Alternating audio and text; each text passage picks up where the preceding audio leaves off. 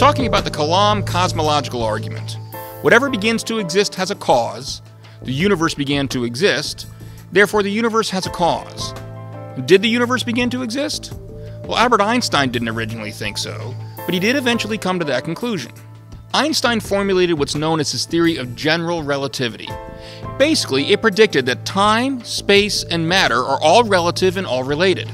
So a large object of matter, like a star, doesn't just occupy space, it actually warps the time and space around it.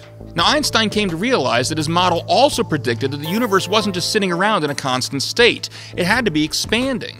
But that wasn't the prevailing thought amongst cosmologists of his time. So he inserted a fudge factor into his equations to make sure the universe could stay stagnant. It turns out he was wrong. In 1929, Edwin Hubble observed something called redshift, which is when the light coming to us from distant galaxies is slightly shifted toward the redder spectrums. This is something that happens when objects are moving away from you. And it wasn't just observable in one direction, it was from all directions. Everything seemed to be moving away from us. This and other scientific discoveries showed that Einstein should have left his theory alone. The universe is expanding. And as we move further along in time, it gets bigger and bigger.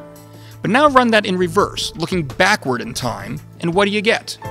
The universe gets smaller and smaller until everything comes together in what scientists call a singularity.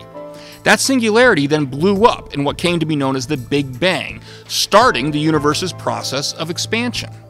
In other words, it marked the beginning of the universe.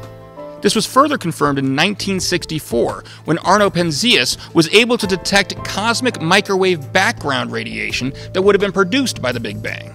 Even though the overwhelming consensus among cosmologists was that the universe was eternal and had existed in a steady state, these discoveries forced them to reevaluate that conclusion. And today, the Big Bang model is by far the most prominent model for the beginning of the universe amongst the scientific community. But with it comes the implication that premise 2 is correct. The universe had a beginning.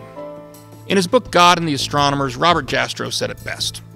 For the scientist who has lived by his faith in the power of reason, the story ends like a bad dream. He has scaled the mountains of ignorance. He is about to conquer the highest peak.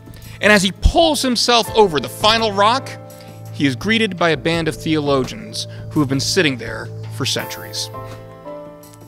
Next week, we're going to take a look at an objection to premise 2. See you then. God bless. Hey, if you haven't joined our Patreon yet, would you mind giving it your prayerful consideration? Patreon is a way you can support the Trinity Joppa YouTube channel. We've got multiple tiers to choose from, starting as low as $2 per month. Visit www.patreon.com/TrinityJoppa for all the details. Thank you. God bless.